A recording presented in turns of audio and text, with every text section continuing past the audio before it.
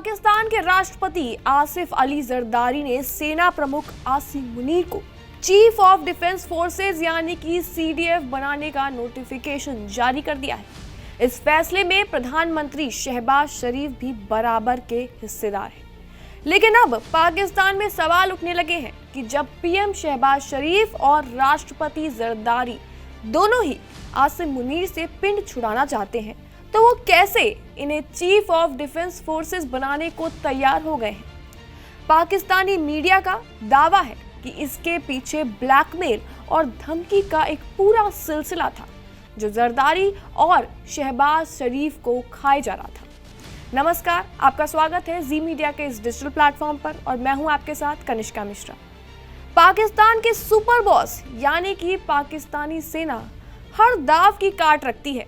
देश का बड़े से बड़ा सियासतदान रावलपिंडी के सैन्य हेडक्वार्टर में शीश नवाने जरूर चाहता है।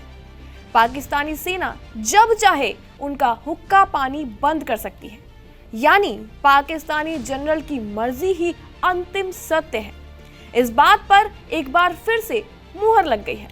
अब सवाल उठता है कि जब शहबाज और नवाज शरीफ दोनों ही आसिम मुनीर को ये पद नहीं देना चाहते, तो फिर डील हुई कैसे?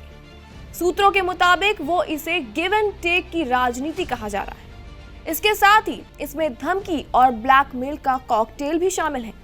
अब आपको हम विस्तार से बताते हैं कि दरअसल हुआ क्या है।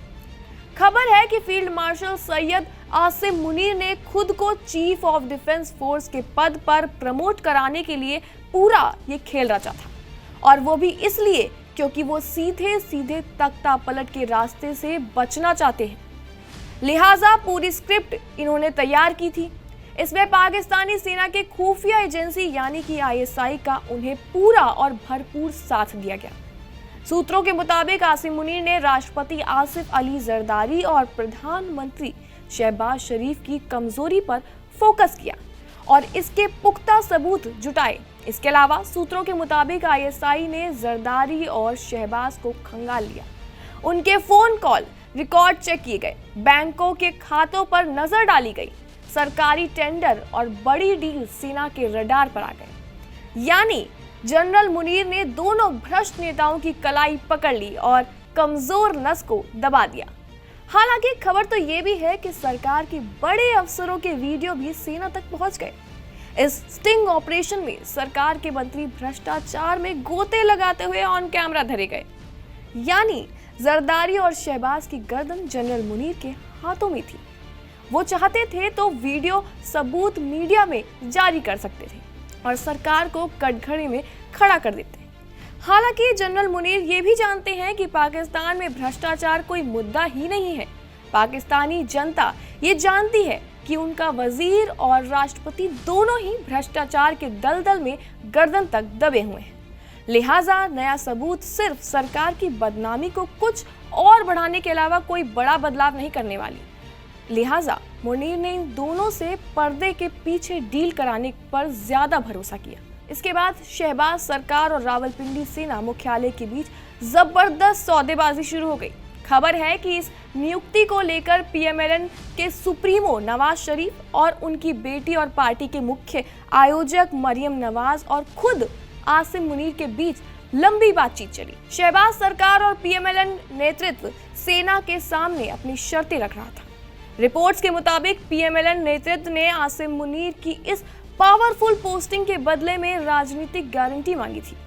नवाज शरीफ, जो चौथी बार पाकिस्तान का प्रधानमंत्री बनने का सपना देख रहे हैं, वो चाहते थे कि सेना उनके रास्ते में रोड़ा ना अटकाए।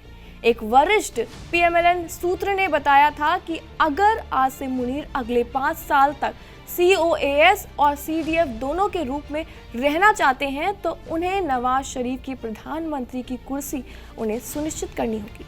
केवल अपनी कुर्सी ही नहीं, बल्कि नवाज और मरियम ये भी चाहते थे कि सेना में महत्वपूर्ण पदों पर होने वाली नियुक्तियों में उनके भी राय लिया जाए। वो चाहते थे कि उनकी राजनीतिक विचारधारा से मेल खाने वाले और उनके वफादार अफसरों पर प्रभावशाली भूमिका रखी जाए, ताकि भविष्य में उनकी सरकार पर कोई भी खतरा न मंडराए। सूत्रों के मुताबिक आसिम मुनीर तख्ता पलट करके खुद सत्ता अपने हाथ में लेना नहीं चाहते थे, लिहाजा डील पर बात शुरू हुई और अंत में एक समझौते पर पहुंचा जा सका। बताया जा रहा है कि आसिम मुनीर ने उन्हें सहयोग की गारंटी दी है। बदले में मुनीर 5 साल के लिए सीडीएफ नियुक्त हो गए। आसिम मुनीर के पास खोने के लिए अब कुछ नहीं है। वो जानते हैं कि जब तक वो कुर्सी पर है, पाकिस्तान की सरकार की गर्दन कभी भी मोड़ सकते हैं। यानी दूसरे शब्दों में कहें तो नवाज शरीफ को दी गई उनकी गारंटी का कोई मोल है ही नहीं। उनका मन बदल गया तो गारंटी कूड़े में फेंक दी जाएगी और पाकिस्तानी सरकार को सेना के सामने झुकने के अलावा कोई विकल्प बचेगा ही नहीं। यानी कि जनरल मुनीर ही पाकिस्तान का अंतिम सत्य है, बाकी सब कठपुतली है जिसकी डोर सेना के हाथों में ही है।